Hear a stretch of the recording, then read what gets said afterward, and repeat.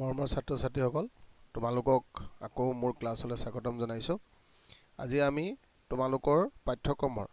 কঠিন পদাৰ্থ পাঠটোৰ নৱম অংশলৈ আগবাঢ়িছোঁ আৰু আজি এই নৱম অংশত আলোচনা কৰিম কঠিন পদাৰ্থত থকা ত্ৰুটিসমূহৰ বিষয়ে, ইমপাৰফেকশ্যন ইন সলিড। এতিয়া আমি যিমানখিনি কথা আগলৈকে আলোচনা কৰি আহিলোঁ, এই গোটেই কথাখিনি আমি তত্ত্বগতভাৱে আলোচনা কৰি আহিলোঁ, কিন্তু যেতিয়া কঠিন পদাৰ্থসমূহৰ ধৰ্মৰ তথ্য পৰীক্ষাগাৰত নিৰ্ণয় কৰা হয়, তেতিয়াহ'লে সেই সময়ত আমি এনেকুৱা কিছুমান তথ্য লাভ কৰোঁ যিবোৰ তথ্যৰ বাবে আমাৰ মনত এটা প্ৰশ্ন আহে যে কঠিন পদাৰ্থৰ ক্ৰিষ্টেলসমূহ প্ৰকৃততে ত্ৰুটিহীন হয়নে, অৰ্থাৎ কঠিন পদাৰ্থ গঠন কৰা কণিকাসমূহ প্ৰকৃততে সম্পূৰ্ণৰূপে দীৰ্ঘ আৰু হৰ্ষ পৰিসৰৰ ক্ৰমত সুশৃংখলিতভাৱে সজ্জিত হৈ থাকে নে নাথাকে। এতিয়া আমি পৰীক্ষাগাৰত কেনেকুৱা ধৰণৰ তথ্য পাইছোঁ যিবোৰ তথ্যৰ বাবে আমাৰ মনলৈ এই প্ৰশ্নটো আহে। আমি সেই তথ্যখিনিৰ বিষয়ে প্ৰথমতে চাই লওঁ। তো সেই তথ্যখিনি হৈছে যে কি, প্ৰথম তথ্যটো হৈছে যে কি, যদি কোনো এটা তন্ত্ৰত অন্য পদাৰ্থৰ লগতে কঠিন পদাৰ্থও থাকে, তেতিয়াহ'লে সেই তন্ত্ৰটোৰ এন্ট্ৰপি মান নিৰ্ণয় কৰোঁতে কঠিন পদাৰ্থৰ অৱদানো আমি কি কৰিব পাৰোঁ, লক্ষ্য কৰিব পাৰোঁ। অৰ্থাৎ তন্ত্ৰটোত থকা কঠিন পদাৰ্থসমূহেও তন্ত্ৰটোৰ মুঠ এন্ট্ৰপিলৈ কিছু পৰিমাণে অৱদান আগবঢ়ায়। আৰু এই ঘটনাটো কেতিয়া দেখা পোৱা যায়, যেতিয়া তন্ত্ৰটো পৰম শূন্য উষ্ণতাৰ বাদে যিকোনো উষ্ণতাত তোমাৰ কি কৰা হয়, ৰখা হয়। ইয়াৰ উপৰিও আমি দেখা পাইছোঁ যে কি, কিছুমান কঠিন পদাৰ্থৰ পৰীক্ষালব্ধ ঘনত্বৰ মান তত্ত্বগতভাৱে গণনা কৰা ঘনত্বৰ মানৰ পৰা তোমাৰ কি হয়, বিচ্যুত হয়। হয় বেছি হ'ব পাৰে, নহয় কম হ'ব পাৰে। চ' এই যিবোৰ তথ্য, এই তথ্যবোৰে আমাক ভাবিবলৈ বাধ্য কৰিছে যে কঠিন পদাৰ্থৰ ক্ৰিষ্টেলসমূহৰ গঠনত কি আছে, ত্ৰুটি আছে। এতিয়া প্ৰথম যদি তথ্যটো আমি লওঁ, তাৰ যদি পৰ্যবেক্ষণ কৰোঁ, আমি জানো যে কি, এন্ট্ৰপি হৈছে কিহৰ যুগ, এন্ট্ৰপি হৈছে বিশৃংখলতাৰ যুগ। তো এন্ট্ৰপি হৈছে কিহৰ যুগ, বিশৃংখলতাৰ যুগ। তো ডিসঅৰ্ডাৰনেছ, এন্ট্ৰপি হৈছে ডিসঅৰ্ডাৰনেছৰ মেজাৰমেণ্ট। এতিয়া গতিকেলৈ আৰু আমি জানো কঠিন পদাৰ্থটোত আমি কি বুলি কৈছোঁ যে কঠিন পদাৰ্থৰ কণিকাসমূহ টোটেলি কিহত থাকে, অৰ্ডাৰ্ড বা শৃংখলিত অৱস্থাত থাকে। টোটেলি অৰ্ডাৰ্ড বা শৃংখলিত অৱস্থাত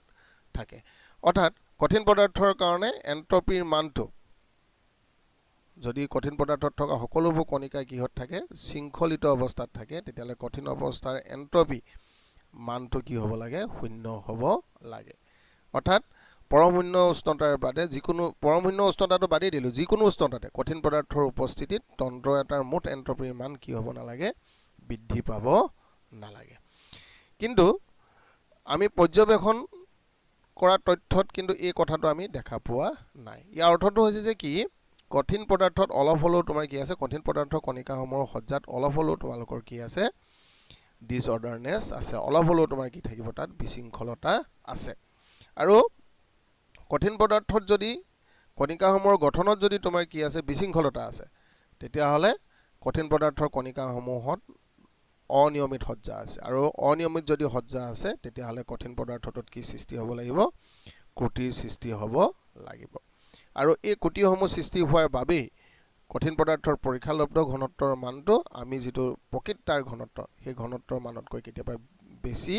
বা কেতিয়াবা আমি কি পাব পাৰোঁ, কম পাব পাৰোঁ। বাৰু যি কি নহওক,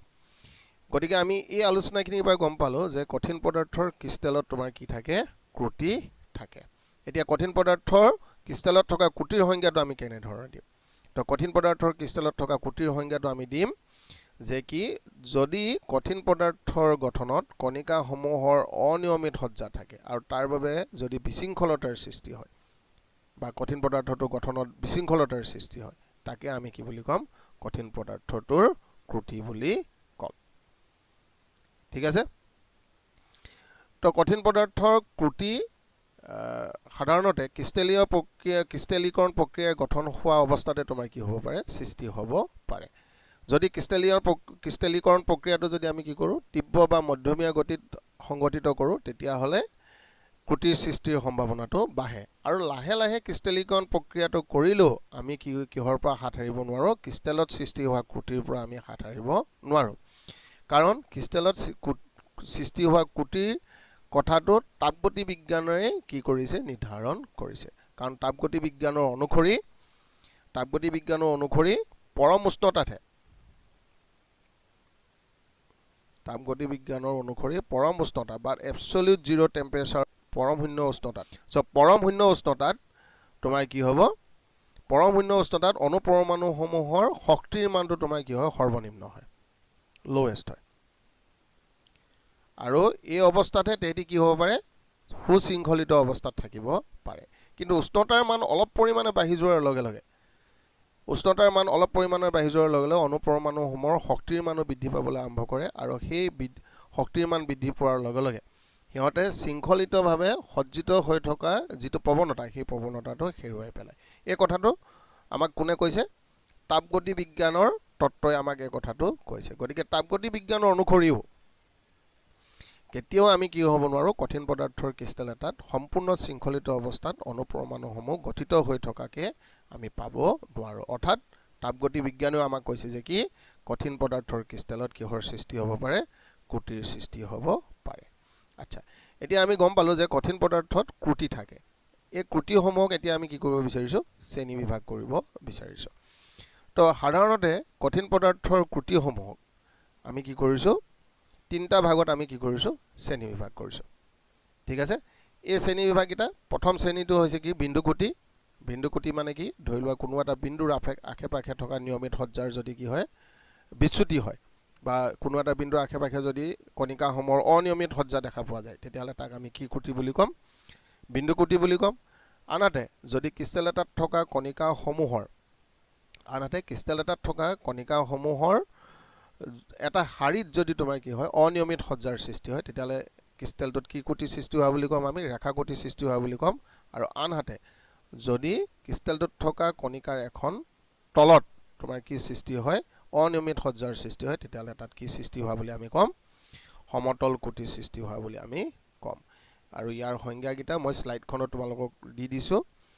যিহেতু মই ইয়াৰ PDF তোমালোকক দিম গতিকে শ্লাইডখনত মই এই সংজ্ঞাকেইটা ইয়াত লিখি থৈছোঁ তাৰ যিকোনো এটা সংজ্ঞা মই তোমালোকক কৈ দিছোঁ যে কঠিন পদাৰ্থৰ ক্ৰিষ্টেলত এটা লেটিছ বিন্দুৰ চাৰিওকাষৰ কণিকাৰ সজ্জা আদৰ্শ সজ্জাৰ পৰা যদি বিচ্যুত হয় তেতিয়াহ'লে ক্ৰিষ্টেলটোত যি কুটিৰ সৃষ্টি হয় তাকে তোমাৰ কি কুটি বুলি কোৱা হয় বিন্দু কুটি বুলি কয় আৰু শাৰীত যদি তেনেধৰণৰ হয় তেতিয়াহ'লে তাক ৰেখা কুটি বুলি কোৱা হয় আৰু সমতলত যদি তেনেধৰণৰ হয় তেতিয়াহ'লে তাক তোমাৰ কি বুলি কোৱা হয় সমতল কুটি বুলি কোৱা হয় এতিয়া আমাৰ পাঠ্যক্ৰমত তোমালোকৰ দ্বাদশ শ্ৰেণীৰ যিটো পাঠ্যক্ৰম এই পাঠ্যক্ৰমত আমি বিশদভাৱে বিন্দু কুটিসমূহৰ বিষয়ে কি কৰিব লাগে আলোচনা কৰিব লাগে আৰু সেই আলোচনা আমি আৰম্ভ কৰিছোঁ বিন্দু কুটিৰ শ্ৰেণী বিভাগৰ পৰা তো কঠিন পদাৰ্থৰ ক্ৰিষ্টেলত সৃষ্টি হোৱা বিন্দু কুটিসমূহক ঘাইকৈ আমি কেইটা ভাগত বিভাজিত কৰিছোঁ তিনিটা শ্ৰেণীত আমি বিভাজিত কৰিছোঁ আৰু এই তিনিটা শ্ৰেণী হৈছে যথাক্ৰমে ষ্টয়কিঅমেট্ৰীয় কুটি অশুদ্ধি কুটি আৰু অনাষ্টয়কিঅমেট্ৰীয় কুটি সো আমি এই কুটিকেইটা এটা এটাকৈ আলোচনা কৰিম গতিকে আহা প্ৰথমতে আমি কি আলোচনা কৰোঁ ষ্টয়কিঅমেট্ৰীয় কুটিৰ বিষয়ে আমি আলোচনা কৰোঁ তো ষ্টয়কিঅমেট্ৰীয় কুটিৰ বিষয়ে আলোচনা কৰাৰ আগতে তোমালোকে ষ্টয়কিঅমেট্ৰীৰ ধাৰণাটো তোমালোকে লৈ লোৱা তো আমি এইটো এটা ৰাসায়ন বিজ্ঞানৰ এটা কি প্ৰাৰম্ভিক ধাৰণা তো ষ্টয়কিঅমেট্ৰী আমি বেলেগ ধৰণে আমি ষ্টয়কিঅমেট্ৰীৰ বিষয়ে আমি ক'ব পাৰোঁ তাৰে এটা ষ্টয়কিঅমেট্ৰী হৈছে যে কি আমি আমাৰ যিটো ডেফিনিট ল অফ ডেফিনিট প্ৰপৰশ্যনছ 3 অনুপাতৰ যিটো সূত্ৰ তাৰমানে সকলোবোৰ অণু কিছুমান নিৰ্দিষ্ট পৰমাণুৰ দ্বাৰা গঠিত আৰু অণুটোত সেই পৰমাণুসমূহৰ অনুপাতটো সদায় কি থাকে স্থিৰ থাকে সেই যিটো ধাৰণা সেই ধাৰণাটোৰ পৰা আমি কি পাব পাৰোঁ ষ্টয়কিঅমেট্ৰীৰ ধাৰণাটো পাব পাৰোঁ উদাহৰণস্বৰূপে ধৰি লওঁ আমি পানী অণুটো ল'লোঁ তো পানী হ'ল H2O ইয়াত হাইড্ৰজেন আৰু অক্সিজেনৰ পৰমাণুৰ যিটো অনুপাত সেই অনুপাতটো হৈছে কি 2:1 আৰু স্থিৰ অনুপাতৰ সূত্ৰ অনুসৰি এই অনুপাতৰ কাহিনীও তোমাৰ কি নহয় পৰিৱৰ্তিত নহয় এতিয়া পানী অণুৰ ষ্টয়কিঅমেট্ৰী বুলি ক'লে আমি কি বুজি পাম এই অনুপাতটো বুজি পাম অৰ্থাৎ কোনো এটা অণুত পৰমাণুসমূহৰ যিটো নিৰ্দিষ্ট সংযুক্তি থাকে সেই নিৰ্দিষ্ট সংযুক্তিটোক আমি কি বুলি বুজি পাম ষ্টয়কিঅমেট্ৰী বুলি আমি বুজি পাম গতিকে আমি এই ষ্টয়কিঅমেট্ৰী এই ধাৰণাটো ল'লোঁ এতিয়া আমি এই ধাৰণাৰ ওপৰত নিৰ্ভৰ কৰি আমি ষ্টেগিওমেট্ৰিক কুটিৰ আমি কি কৰিম সংজ্ঞাটো দিবলৈ বিচাৰিম এতিয়া কথাটো হৈছে কি যিবোৰ বিন্দু কুটিৰ উপস্থিতিত কঠিন পদাৰ্থটো ষ্টেগিওমেট্ৰিৰ কোনো পৰিৱৰ্তন নঘটে সো সেই বিন্দু কুটিসমূহক আমি কি কুটি বুলি ক'ম ষ্টেগিওমেট্ৰিক কুটি বুলি ক'ম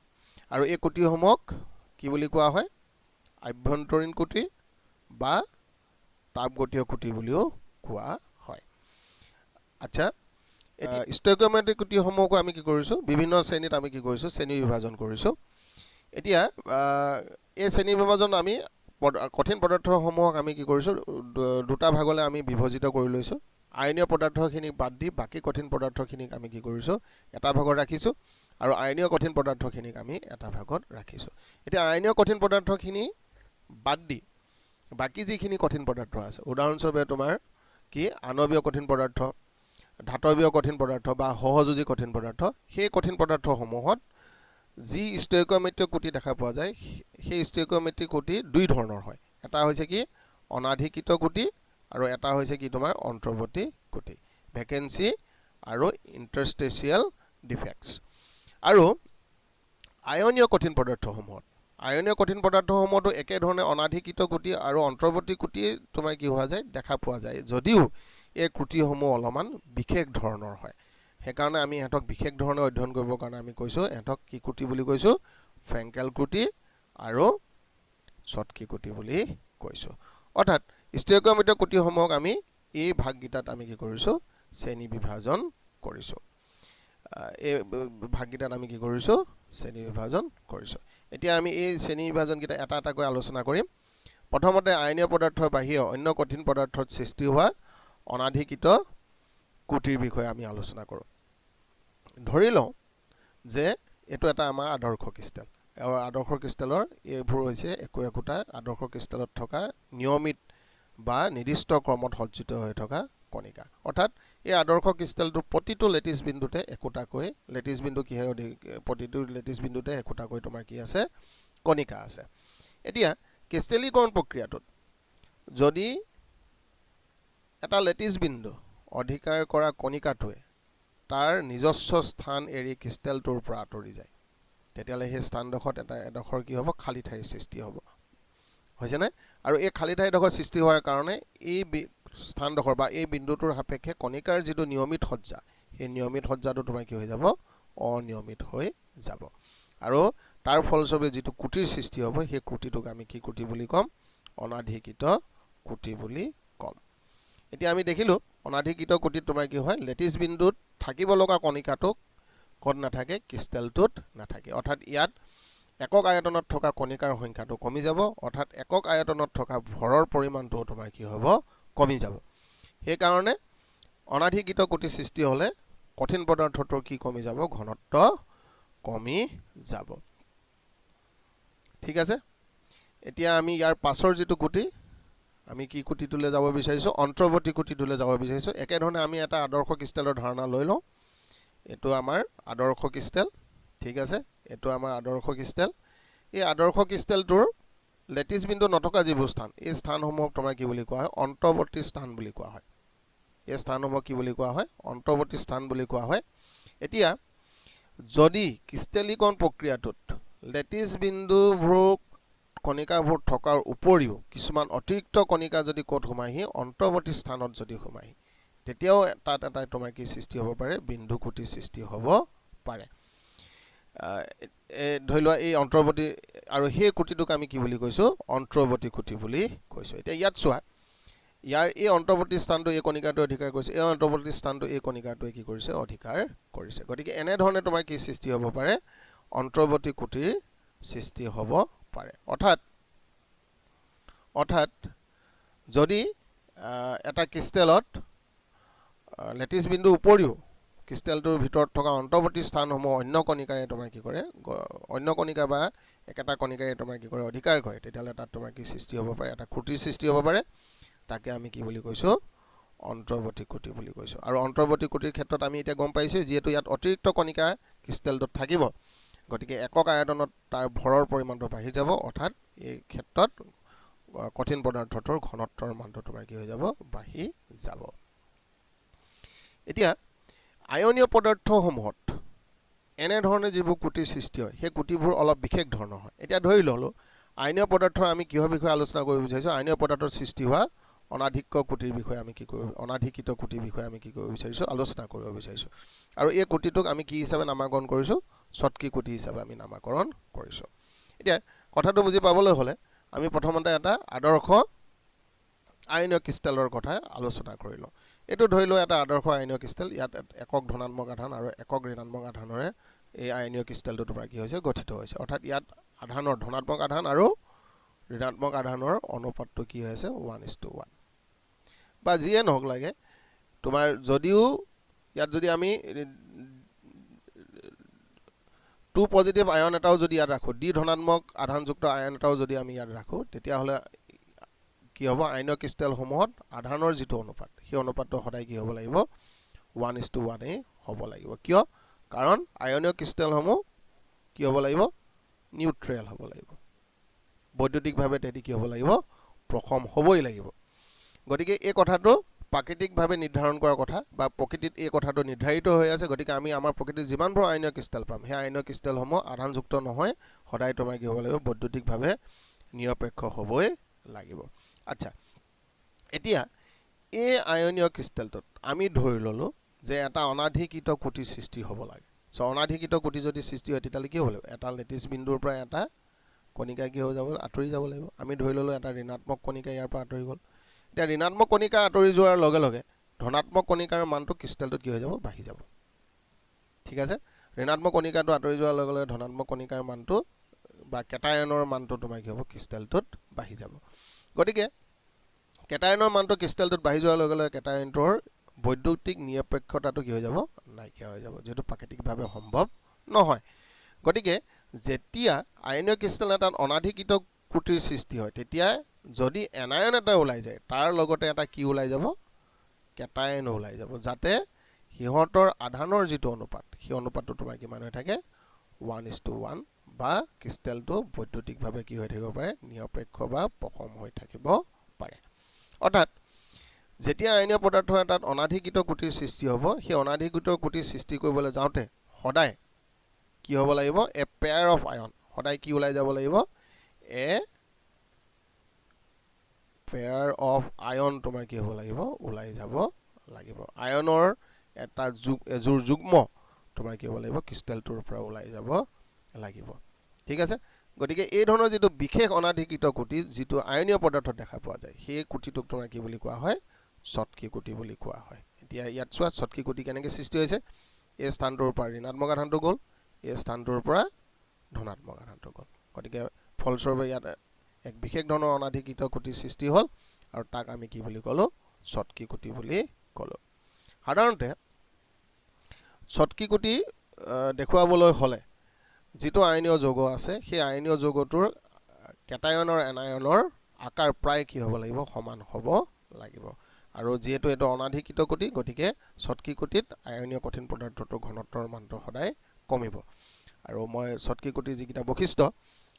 বৈশিষ্ট্যকিটা মই তোমালোকক স্লাইডখনত দেখুৱাই দিছো যে আয়নীয় পদাৰ্থৰ সৃষ্টি হোৱা অনাধিকিত কুটি ইয়াৰ পৰা সমসংখ্যক কেটায়নৰ এটায়ন আনৰ আঁতৰি গ'লেহে তোমাৰ কি হয় ছটকি কুটিটো সৃষ্টি হয় আৰু তাৰ ফলত ই বৈদ্যুতিকভাৱে নিৰপেক্ষ হৈ থাকে যিবোৰ আয়নীয় যৌগৰ কেটায়ন আৰু এনায়নৰ আকাৰ প্ৰায় সমান তেনে যৌগৰবোৰতে এই কুটিটো দেখা পোৱা যায় আৰু ইয়াত তোমাৰ কি হ'ব ঘনত্ব কমিব আৰু ইয়াত উদাহৰণস্বৰূপে তোমাৰ কোনে দেখুৱায় সোডিয়াম ক্লোৰাইড হৈছে পটাছিয়াম ক্লোৰাইড সিজিয়াম ক্লোৰাইড এইবোৰে তোমাৰ কি দেখুৱায় ছটকি কুটি দেখুৱায় এই যেটো সিলভাৰ ব্ৰমাইড এই সিলভাৰ ব্ৰমাইড যৌগটো এটা বিশেষ ধৰণৰ যৌগ এটো বিষয়ে আমি অলপ পাছত কি কৰিম আলোচনা কৰিম সিলভাৰ ব্ৰমাইডত ছটকি কুটি দেখুৱায় কিন্তু তথাপিও মই ইয়াক অলপ বিশেষ ধৰণৰ যৌগ বুলি কৈ গৈছো এটো তোমালোকে অলপ মনত ৰাখিবা এতিয়া আমি ইয়াৰ পাছৰ যেটো কুটি হলে এই কুটিটোলে আমি আগবাঢ়িব বিচাৰিছো আয়নীয় পদাৰ্থত যেটো কুটি আৰু এটা কুটি দেখা পোৱা যায় সেই কুটিটোক আমি কি কুটি বুলি কৈছো ফ্ৰেঙ্কেল কুটি বুলি কৈছো কিন্তু ফ্ৰেঙ্কেল কুটিক আমি আৰু এটা বিশেষ নামেৰে নামকৰণ কৰিছো এটো হৈছে কি স্থানচ্যুতি ডিসলোকেশন ওকে স্থানচ্যুতি কুটি বুলি কৈছো কি কাৰণে কৰিছো ইয়াত আমি আলোচনা কৰো এতিয়া ধৰি লোৱা এটো এটা আদৰ্শ আয়নীয় ক্ৰিষ্টেল ঠিক আছে আৰু এই আদৰ্শ আয়নীয় ক্ৰিষ্টেলটো অলপ মই বিশেষ ধৰণে অংকন কৰিছো ইয়াত তোমালোকে যদি চোৱা তেতিয়া দেখিবা যে কি কেটায়নৰ আকাৰটো এনায়নৰ আকাৰতকৈ যথেষ্ট সৰু ঠিক আছে আৰু এনে ধৰণৰ আয়নীয় ক্ৰিষ্টেলত ক্ৰিষ্টেলীকৰণ প্ৰক্ৰিয়াটোত বা অন্য কিবা প্ৰক্ৰিয়া কেতিয়াবা তোমাৰ কি হ'ব পাৰে কেটায়ন এটাই তাৰ নিজৰ যিটো লেটিছ বিন্দুটোৰ স্থান এৰি ক'ত সোমাই যাব পাৰে ক্ৰিষ্টেলটোত থকা কিছু অন্তৰ্বৰ্তী স্থানত কি কৰিব পাৰে সোমাই যাব পাৰে যদি কেটায়ন এটাই তাৰ অন্তৰ্বৰ্তী স্থানটো এৰি বা ক্ৰিষ্টেলটোৰ যিটো সৰু আয়ন সেই সৰু আয়নটোৱে তাৰ নিজস্ব স্থানটো এৰি ক্ৰিষ্টেলটো অন্তৰ্বৰ্তী স্থানত সোমাই পৰে তেতিয়াহ'লে সেই ক্ৰিষ্টেলটোত এটা কি সৃষ্টি হ'ব পাৰে ক্ৰুটিৰ সৃষ্টি হ'ব পাৰে এতিয়া তোমালোকে যদি এই ক্ৰুটিটো চোৱা এই ক্ৰুটিটোত কি হৈছে এটা অনাধিকিত ক্ৰুটি সৃষ্টি হৈছে তাৰ লগতে এটা কি সৃষ্টি হৈছে অন্তৰ্বৰ্তী ক্ৰুটিও তোমাৰ কি হৈছে সৃষ্টি হৈছে গতিকে এই ক্ৰুটিটো কিহৰ সংমিশ্ৰণ অনাধিকিত ক্ৰুটি আৰু অন্তৰ্বৰ্তী ক্ৰুটিৰ সংমিশ্ৰণ এই ক্ৰুটিটো কেনেধৰণে সৃষ্টি হৈছে এটা সৰু আয়ন তাৰ নিজৰ লেটিছ স্থানৰ পৰা অন্তৰ্বৰ্তী স্থানলৈ মাইগ্ৰেট কৰিছে স্থানান্তৰিত হৈছে সেইকাৰণে এই ক্ৰুটিটোক আমি কি বুলি নামকৰণ কৰিছোঁ স্থানচ্যুতি ক্ৰুটি হিচাপে আমি নামকৰণ কৰিছোঁ এই ধৰণৰ ক্ৰুটিসমূহক তোমাৰ কি ক্ৰুটি বুলি কোৱা হয় ফ্ৰেংকেল ক্ৰুটি বুলি কোৱা হয় আৰু ফ্ৰেংকেল ক্ৰুটিৰ যিখিনি বৈশিষ্ট্য এই বৈশিষ্ট্যখিনি মই তোমালোকক এতিয়া দেখুৱাইছোঁ তোমালোকক সেই বৈশিষ্ট্যখিনি হৈছে প্ৰথম কথাটো হৈছে কি সৰু আয়ন এটাই নিজৰ স্থান এৰি গৈ পেলাই অন্তৰ্বৰ্তী স্থান অধিকাৰ কৰিব তেতিয়া ফ্ৰেংকেল ক্ৰুটি হ'ব আৰু ফ্ৰেংকেল ক্ৰুটি হ'বলৈ হ'লে আয়নীয় যৌগটোৰ কেটায়নৰ আকাৰটো এনায়নতকৈ যথেষ্ট সৰু হ'ব লাগিব কাৰণ আমি জানো কেটায়ন এনায়নতকৈ সৰু কিন্তু এই ক্ষেত্ৰত কেটায়নৰ আকাৰটো এনায়নতকৈ যথেষ্ট সৰু হ'ব লাগিব ঠিক আছে সাধাৰণতে কি হ'ব ইয়াত তোমাৰ আয়নৰ কোনো আয়ন ক্ৰিষ্টেলটোৰ পৰা আঁতৰি যোৱা নাই গতিকে ইয়াত একক আয়তনত থকা আয়নৰ পৰিমাণটো তোমাৰ একেই থাকিব গতিকে ঘনত্বটোৰ কোনো পৰিৱৰ্তন নঘটিব আৰু উদাহৰণস্বৰূপে কিহে দেখুৱাই এতিয়া চাবা জিংক সালফাইড সিলভাৰ ক্লৰাইড এতিয়া আকৌ তোমাৰ ইয়াত কি আহি গ'ল সিলভাৰ ব্ৰমাইড আকৌ আহি গ'ল অৰ্থটো হৈছে যে কি সিলভাৰ ব্ৰমাইড হৈছে এনেকুৱা এটা আয়নীয় যৌগ যি শটকি ক্ৰুটি আৰু ফ্ৰেংকেল ক্ৰুটি দুইটা ক্ৰুটিয়ে দেখুৱায় এই প্ৰশ্নটো তোমালোকৰ পৰীক্ষাত হয় যে এনে এটা যৌগৰ নাম কোৱা যিটো যৌগই শটকি ক্ৰুটি আৰু ফ্ৰেংকেল ক্ৰুটি দুইটা ক্ৰুটিয়ে দেখুৱায় আৰু তাৰ উত্তৰটো হ'ব কি সিলভাৰ ব্ৰমাইড এতিয়া আমি ইয়াৰ পাছৰ যিটো বিন্দু ক্ৰুটি সেই পাছৰ বিন্দু ক্ৰুটিটোলৈ আমি যাব বিচাৰিছোঁ আৰু এইটো হৈছে কি অশুদ্ধি ক্ৰুটি অশুদ্ধি ক্ৰুটিটো কেনেধৰণে অশুদ্ধি ক্ৰুটিটো কি ধৰি লোৱা আমি কিবা এটা কঠিন পদাৰ্থৰ ক্ৰিষ্টেলীকৰণ কৰিছোঁ বা তাৰ দ্ৰৱৰ পৰা আমি কি কৰিব বিচাৰিছোঁ তাৰ ক্ৰিষ্টেলসমূহ প্ৰস্তুত কৰিব বিচাৰিছোঁ এতিয়া কেনেবাকৈ যদি সেই প্ৰক্ৰিয়াটোত অলপ পৰিমাণৰ অশুদ্ধি তোমাৰ কি হৈ থাকে অশুদ্ধি যদি থাকি যায় তেতিয়াহ'লে সেই অশুদ্ধিখিনিয়ে ক্ৰিষ্টেলটোৰ গঠনত তোমাৰ কি সৃষ্টি কৰিব পাৰে ক্ৰুটিৰ সৃষ্টি কৰিব পাৰে এনেধৰণে অশুদ্ধি উপস্থিতি যিবোৰ ক্ৰুটিৰ সৃষ্টি হয় সেইবোৰক আমি কি ক্ৰুটি বুলি কৈছোঁ অশুদ্ধি ক্ৰুটি বুলি কৈছোঁ উদাহৰণস্বৰূপে আমি ধৰি লোৱা আমি এটা আদৰ্শ আয়নীয় ক্ৰিষ্টেল লৈছোঁ আৰু এই আদৰ্শ আয়নীয় ক্ৰিষ্টেলটো আমি কিহৰ লৈছোঁ ধৰি লোৱা আমি লৈছোঁ সোডিয়াম ক্লৰাইডৰ ক্ৰিষ্টেল লৈছোঁ ঠিক আছে এতিয়া এই সোডিয়াম ক্লৰাইডৰ ক্ৰিষ্টেলটো গঠন কৰোঁতে আমি তাত অলপ পৰিমাণৰ কি মিহলি কৰি দিলোঁ ষ্ট্ৰনচিয়াম ক্লৰাইড মিহলি কৰি দিলোঁ আমি জানো ইয়াৰ এই আয়নটোৰ আধানৰ পৰিমাণ 2 পজিটিভ এই আয়নটোৰ আধানৰ পৰিমাণ এই আয়নটোৰ আধানৰ পৰিমাণ তো এই আয়নটোৰ আধানৰ পৰিমাণ এই আয়নটোৰ আধানৰ পৰিমাণ 1 পজিটিভ ঠিক আছে তো সোডিয়াম 1 পজিটিভ আৰু ষ্ট্ৰনচিয়াম তোমাৰ কি পজিটিভ 2 পজিটিভ এতিয়া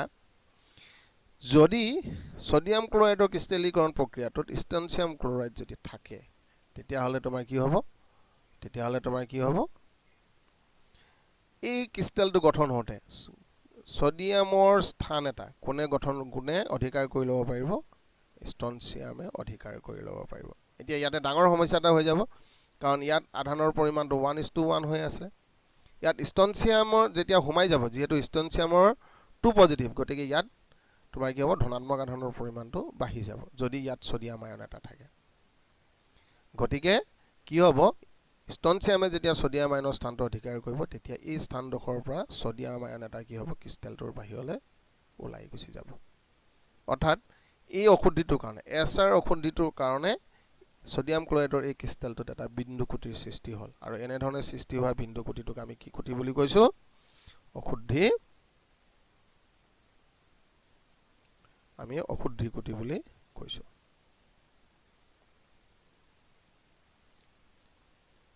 ঠিক আছে সো এনে ধৰণে সৃষ্টি হোৱা কুটিখিনিক আমি কি কৈছো অশুদ্ধি কুটি বুলি কৈছো আচ্ছা ইয়াৰ পাছত আমাৰ আৰু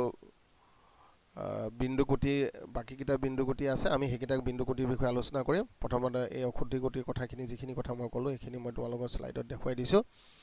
কঠিন পদাৰ্থৰ ক্ৰিষ্টেলত যদি অন্য পদাৰ্থৰ আয়ন বা পৰমাণু উপস্থিতিত বিন্দু কুটি সৃষ্টি কৰে তেতিয়া হলে তেনে কুটি কি বুলি কোৱা হয় অশুদ্ধি কুটি বুলি কোৱা হয় উদাহৰণস্বৰূপে আমি দিলো NaCl ক্ৰিষ্টেলত SrCl টোৰ অশুদ্ধি এতিয়া আমি আহিলো ইটো একেবাৰে হেকৰ যিটো বিন্দু কুটি এই হেকৰ বিন্দু কুটিটোলে আমি আহিলো এটো হৈছে অনাষ্টয়কোমেট্ৰিক কুটি আৰু অনাষ্টয়কোমেট্ৰিক কুটিটো ষ্টয়কোমেট্ৰিক কুটিৰ কি হ'ব বিপৰীত বুলি আমি কিছু ভাবে আমি বিপৰীত বুলি ক'ব পাৰো কাৰণ ষ্টয়কোমেট্ৰিক কুটিত কঠিন পদাৰ্থটোৰ ষ্টয়কোমেট্ৰি বা পৰমাণুৰ সংযুক্তিৰ কোনো পৰিৱৰ্তন হোৱা নাছিল কিন্তু এই ক্ষেত্ৰত তোমাৰ কি হ'ব সংযুক্তিৰ পৰিৱৰ্তন হ'ব ঠিক আছে তো পৰমাণু সংযুক্তিৰ পৰিৱৰ্তন হ'ব গতিকে যিবোৰ বিন্দু কুটিত হলে পদাৰ্থটো কঠিন পদাৰ্থটো পাৰমাণৱিক সংযুক্তি অথবা ষ্টয়কোমেট্ৰিৰ পৰিৱৰ্তন হয় তেনেবোৰ কুটিক তোমাৰ কি বুলি কোৱা হয় অনাষ্টয়কোমেট্ৰিক কুটি বুলি কোৱা হয় অনাষ্টয়কোমেট্ৰিক কুটি দুই প্ৰকাৰৰ প্ৰথম প্ৰকাৰটো হৈছে কি ধাতু মাত্ৰাধিক্য কুটি মেটাল এক্সেছ ডিফেক্ট আৰু দ্বিতীয় প্ৰকাৰটো হৈছে কি ধাতু ন্যূনতা কুটি মেটাল ডেফিচিয়েন্সি ডিফেক্ট আচ্ছা এতিয়া ধাতু মাত্ৰাধিক্য কুটি আৰু ধাতু ন্যূনতা কুটি এই কুটিখিনি গুৰুত্বপূৰ্ণ কি কাৰণে গুৰুত্বপূৰ্ণ কাৰণ এই কুটিসমূহৰ কাৰণে ধাতব ক্ৰিষ্টেলসমূহে এই কুটিসমূহৰ কাৰণে ধাতব ক্ৰিষ্টেলসমূহে বা এই কুটিসমূহৰ কাৰণে আয়নীয় ক্ৰিষ্টেলসমূহে কি পাব পাৰে কিছুমান বিশিষ্ট ধৰণৰ ধৰ্ম পাব পাৰে আৰু সেই বিশিষ্ট ধৰণৰ ধৰ্মখিনি আমাৰ দৈনন্দিন জীৱনত কি কৰিব পাৰো আমি ব্যৱহাৰ কৰিব পাৰো গতিকে এই কুটিসমূহ কেনে ধৰণে সৃষ্টি হয় সেই বিষয়ে জনাটো আমাৰ কাৰণে গুৰুত্বপূৰ্ণ আমি প্ৰথমতে আৰম্ভ কৰো ধাতু মাত্ৰাধিক্য কুটিৰ বিষয়ে গতিকে ধাতু মাত্ৰাধিক্য কুটি বিষয়ে আমি আলোচনা কৰো সো সাধাৰণতে ধাতু মাত্ৰাধিক্য কুটি কিহে দেখুৱায় সক্ৰিয় ধাতুৰ হেলাইট আৰু কিছুমান বিশিষ্ট ধাতুৰ যৌগত তোমাৰ কি হয় দেখা পোৱা যায় এতিয়া সক্ৰিয় ধাতুৰ হেলাইট বুলি ক'লে আমি কোনখিনি বুজি পাম গ্ৰুপ এ ধাতুৰ হেলাইটখিনি ধৰি লোৱা lithium chloride sodium chloride potassium chloride so এই ধৰণৰ সক্ৰিয় ধাতুৰ হেলাইটসমূহে তোমাৰ কি দেখুৱায় ধাতু মাত্ৰাধিক্য কুটি দেখুৱায় আৰু তাৰ লগতে কিছুমান বিশিষ্ট যৌগ ধৰি লোৱা তোমাৰ zinc oxide titanium oxide so এনে ধৰণৰ কিছুমান যৌগই তোমাৰ কি দেখুৱায় এই ধাতু মাত্ৰাধিক্য কুটি তোমাৰ কি কৰিব পাৰে দেখুৱাব পাৰে ঠিক আছে তো ধাতু মাত্ৰাধিক্য কুটি এই বিষয়ে আমি কি কৰো অলপ আমি বিতংভাৱে আমি আলোচনা কৰো ঠিক আছে আৰু এই আলোচনাটা আমি গম পাই যাম যে কি ধাতু মাত্ৰাধিক্য কুটি দুই ধৰণে সৃষ্টি হ'ব পাৰে হৈছে এটা ধৰণে হৈছে যে কি ক্ৰিষ্টেলটোত এনায়নৰ অনুপস্থিতিৰ বাবে আৰু এটা ধৰণে হৈছে যে কি ক্ৰিষ্টেলটোৰ অন্তৰ্বৰ্তী স্থানত অতিৰিক্ত কেটায়নৰ উপস্থিতিৰ বাবে সোডিয়াম ক্লোৰাইডত যেটো ধাতু মাত্ৰাধিক্য কুটি সৃষ্টি হয় হেতু হৈছে এনায়নৰ অনুপস্থিতিৰ বাবে সৃষ্টি হোৱা ধাতু মাত্ৰাধিক্য কুটি আৰু সাধাৰণতে অন্তৰ্বৰ্তী স্থানত অতিৰিক্ত কেটায়নৰ উপস্থিতিৰ বাবে যেটো ধাতু মাত্ৰাধিক্য কুটি সৃষ্টি হয় সেই কুটিটো সাধাৰণতে কিহত দেখা পোৱা যায় জিংক অক্সাইড জাতীয় যৌগসমূহত দেখা পোৱা যায় আমি প্ৰথমতে সোডিয়াম ক্লোৰাইডৰ সৃষ্টি হোৱা ধাতু মাত্ৰাধিক্য কুটিৰ বিষয়ে আমি কি কৰো আলোচনা কৰো আৰু এই আলোচনাৰ বাবে আমি প্ৰক্ৰিয়াটো কেনে ধৰণৰ হয় সেই কথাটো আমি চাই লৈছো যে সোডিয়াম বাষ্পৰ উপস্থিতিত আমি কি কৰিব লাগিব সোডিয়াম ক্লোৰাইডৰ ক্ৰিষ্টেল উত্তপ্ত কৰিব লাগিব সোডিয়ামৰ বাষ্প মানে কি সোডিয়ামৰ পৰমাণু হলনে পৰমাণু উপস্থিতিত আমি কি উত্তপ্ত কৰিম সোডিয়াম ক্লোৰাইডৰ ক্ৰিষ্টেল উত্তপ্ত কৰিম আৰু সেই অৱস্থাত তোমাৰ কি হয় সোডিয়াম ক্লোৰাইডৰ ক্ৰিষ্টেলৰ ৰংটো কি হৈ পৰে হালধীয়া হৈ পৰে আৰু এই হালধীয়া হোৱাৰ মূল কাৰণটো হৈছে যে কি সোডিয়াম ক্লোৰাইডত কিহৰ সৃষ্টি হয় ধাতু মাত্ৰাধিক্য কুটিৰ সৃষ্টি হয় ঠিক আছে তো ঠিক একে ধৰণে তোমাৰ কি হয় এনায়নৰ অনুপস্থিতিৰ কাৰণে সোডিয়াম ক্লোৰাইডৰ ধৰি পটাছিয়াম ক্লোৰাইড আৰু লিথিয়াম ক্লোৰাইডতো এনে ধৰণৰ কুটি সৃষ্টি হ'ব পাৰে এতিয়া আমি সোডিয়াম ক্লোৰাইডত এই কুটিটো কেনে ধৰণে সৃষ্টি হয় সেই বিষয়ে বিতংভাৱে আলোচনা কৰো ঠিক আছে তো এই আলোচনাত আমাৰ যিকিটা গোলক থাকিব এই গোলকটো এটো গোলকে ক্লোৰাইড বুজাব এই গোলকটোৱে সোডিয়াম পৰমাণুটোক বুজাব আৰু এই গোলকটোৱে তোমাৰ কি বুজাব সোডিয়াম আয়নটো বুজাব আৰু আমি আলোচনাৰ কাৰণে প্ৰথমতে আমি এটা সোডিয়াম ক্লোৰাইডৰ ক্ৰিষ্টেলৰ এটা ধাৰণা কৰিবলৈ এই চিত্ৰটো আমি লৈছোঁ এই চিত্ৰটো প্ৰতিটো চুকত আৰু পৃষ্ঠৰ কেন্দ্ৰত কি আছে ক্লোৰাইড আয়ন আছে আৰু দাঁতি মধ্যবিন্দুত তোমাৰ কি আছে সোডিয়াম আয়নসমূহ আছে এতিয়া এই ক্ৰিষ্টেলটোৰ কাষলৈ আমি কি কৰিছোঁ সোডিয়ামৰ বাষ্প অৰ্থাৎ সোডিয়াম পৰমাণুসমূহ আমি কি কৰিছোঁ কাষ চপাই আনিছোঁ আৰু উত্তপ্ত অৱস্থাত সোডিয়াম পৰমাণুসমূহে কি কৰিব পাৰিব এটা ইলেক্ট্ৰন ত্যাগ কৰি কি কৰিব পাৰিব ই সোডিয়াম আয়নলৈ কি হ'ব পাৰিব ৰূপান্তৰিত হ'ব পাৰিব আৰু এই সোডিয়াম আয়নটোৰ উপস্থিতিত এটা বিশেষ ধৰণৰ ঘটনা ঘটিব কি ঘটনা ঘটিব যে কি ক্ৰিষ্টেলটোৰ পৰা এটা ক্লোৰাইড এনায়ন ওলাই আহিব আৰু ওলাই আহি কাৰ লগত সংযোগিত হ'ব এই সোডিয়াম আয়নটোৰ লগত বা সোডিয়াম কেন্দ্ৰায়নটোৰ লগত সংযোগিত হ'ব এতিয়া তাৰ ফলস্বৰূপে ক্ৰিষ্টেলটোত কি হ'ব এনায়নৰ এটা খালী স্থান সৃষ্টি হ'ব ঠিক আছে ঠিক একে সময়তে ইয়াত আকৌ এজোৰ সোডিয়াম ক্লোৰাইডৰ সৃষ্টি হ'ব আৰু এই সোডিয়াম ক্লোৰাইডটো এই ক্ৰিষ্টেলটোৰ লগতে আহি লগ লাগিবহি কিন্তু ক্ৰিষ্টেলটোৰ লগত লগ লাগিলেও ইয়াত এতিয়া কিহৰ পৰিমাণটো বাঢ়ি যাব কাৰণ অতিৰিক্তভাৱে সোডিয়াম আয়ন এটা আহিছে গতিকে সোডিয়ামৰ পৰিমাণটো বাঢ়ি যাব আৰু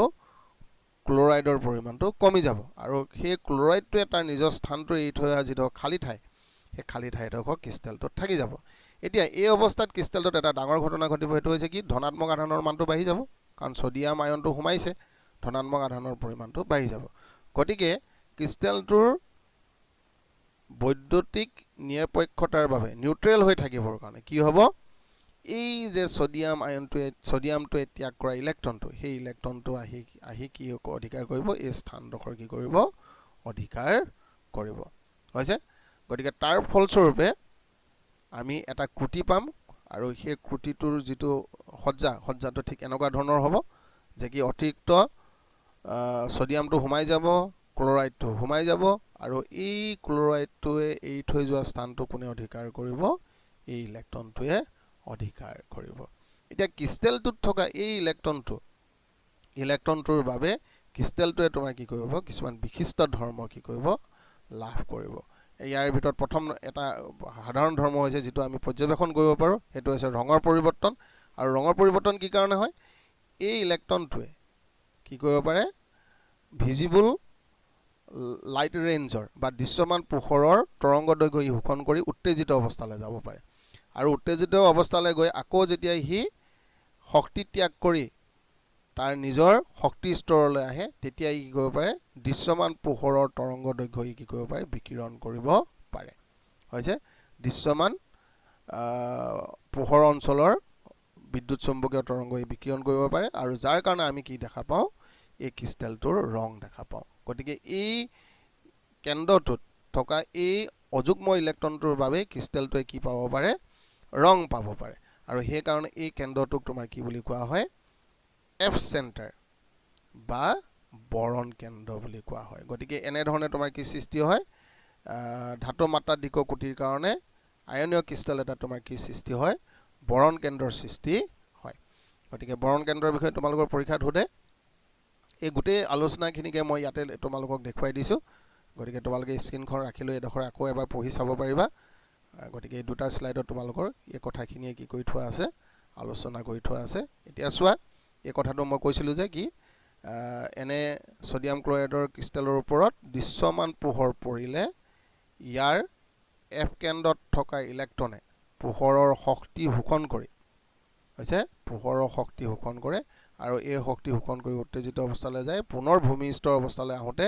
ই শোষণ কৰা শক্তিখিনি বিকিৰণ হিচাপে নিৰ্গত কৰে আৰু সেইকাৰণে সোডিয়াম ক্লোৰাইডৰ ক্ৰিষ্টেলটো কি হৈ পৰে হালধীয়া হৈ পৰে অৰ্থাৎ সোডিয়াম ক্লোৰাইডৰ ক্ষেত্ৰত এই ইলেক্ট্ৰনটোৱে হালধীয়া ৰঙৰ পোহৰ শোষণ বা বিকিৰণ কৰিব পাৰে গতিকেলৈ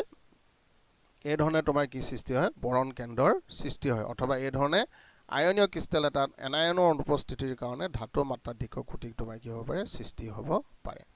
আনহাতে অতিৰিক্ত কেটায়ন থাকিলেও অতিৰিক্ত কেটায়নৰ উপস্থিতিটো তোমাৰ কি হ'ব পাৰে ধাতু মাত্ৰাধিক কুটি হ'ব পাৰে আৰু তাৰ উদাহৰণটো হৈছে কি জিংক অক্সাইড তাৰ উদাহৰণটো হৈছে কি আমি জিংক অক্সাইডৰ উদাহৰণ লৈছোঁ এতিয়া জিংক অক্সাইডৰ ক্ৰিষ্টেল এটা যদি আমি উত্তপ্ত কৰি দিওঁ তো উত্তপ্ত কৰি দিলে কিছু ক্ৰিষ্টেলটোত থকা কিছু জিংক অক্সাইড তোমাৰ কি হ'ব পাৰে বিয়োজিত হ'ব পাৰে এটি জিংক আয়ন আৰু অক্সিজেনলৈ তোমাৰ কি হ'ব পাৰে বিয়োজিত হ'ব পাৰে এতিয়া এই বিয়োজিত হোৱা বস্তুখিনি কি হ'ব লাগিছিলে গোটেইখিনি বস্তুৱে তোমাৰ ক'ৰ পৰা ওলাই আহিব লাগিছিলে ক্ৰিষ্টেলটোৰ পৰা বাহিৰলৈ ওলাই আহিব লাগিছিল কিন্তু এই ক্ষেত্ৰত গোটেইখিনি বস্তু ক্ৰিষ্টেলটোৰ পৰা বাহিৰলৈ ওলাই নাহে ক্ৰিষ্টেলটোৰ পৰা বাহিৰলৈ ওলাই অহা বস্তুটো হৈছে কি অক্সিজেন যেটো গেছ হিচাপে তোমাৰ কি হ'ব বাহিৰলৈ ওলাই আহিব আৰু অতিৰিক্ত জিংকখিনি ক্ৰিষ্টেলটোৰ ভিতৰতে তোমাৰ কি হৈ যাব বন্দী হৈ যাব বা ট্ৰেপড হৈ যাব হৈছে না আৰু এই অতিৰিক্ত জিংক আয়নখিনি তোমাৰ ক'ত থাকি যাব ক্ৰিষ্টেলটোৰ অন্তৰ্বৰ্তী স্থানসমূহ ইহঁতে কি কৰিব অধিকাৰ কৰিব আৰু এই ধৰণে ক্ৰিষ্টেলটোত ধাতু মাত্ৰাধিক্য কুটিৰ সৃষ্টি হ'ব আৰু ধাতু মাত্ৰাধিক্য কুটি তোমাৰ কি হ'ব সৃষ্টি হ'ব আৰু এনে ধৰণে যেটো ধাতু মাত্ৰাধিক্য কুটি সৃষ্টি হৈছে তাকে আমি কি বুলি কৈছো কেটায়নৰ অতিৰিক্ত উপস্থিতিৰ বাবে হোৱা ধাতু মাত্ৰাধিক্য কুটি বুলি কৈছো আচ্ছা এতিয়া আমাৰ যেটো হেখৰ কুটি বিন্দু কুটি সেই হেখৰ বিন্দু কুটিটো হৈছে কি তোমাৰ ধাতু নিম্নতা কুটি সো ধাতু নিম্নতা কুটিটোৰ বিষয়ে আমি যদি আলোচনা কৰিব লগা হয় তেতিয়ালে তাৰ প্ৰথমতে আমি কি জানিব লাগিব ভেৰিয়েবল অক্সিডেশন ষ্টেট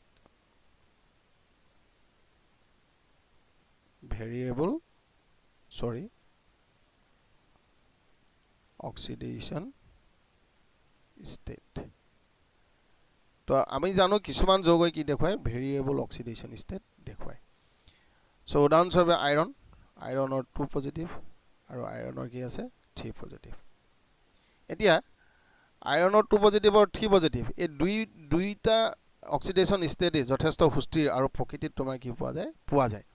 প্ৰকৃতিত এই দুইটা ষ্টেটে তোমাৰ কি পোৱা যায় সুস্থিৰভাৱে পোৱা যায়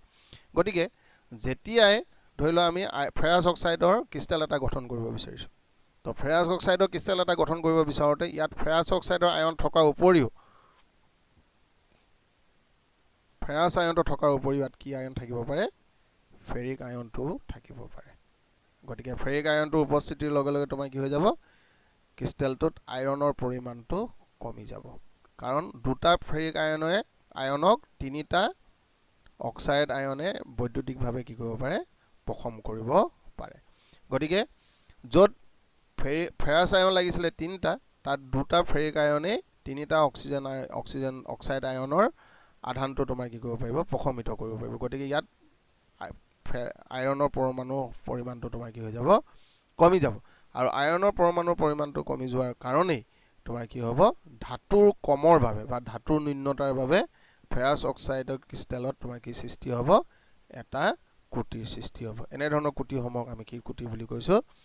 ধাতু নিম্নতা কুটি বুলি কৈছো গতিকে মৰমৰ ছাত্ৰ-ছাত্ৰীসকল আজি আমি কঠিন পদাৰ্থৰ কুটিসমূহৰ বিষয়ে সম্পূৰ্ণৰূপে আলোচনা কৰিলো